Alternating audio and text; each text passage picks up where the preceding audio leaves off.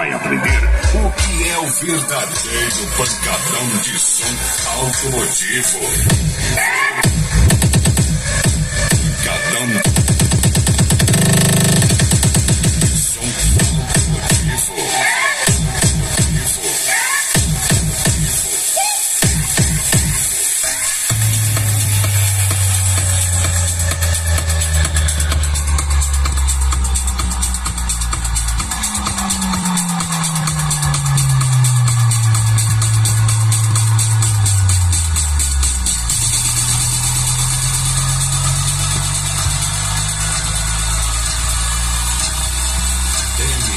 Você colocar o capacete, porque a pancada ou a porrada se toda.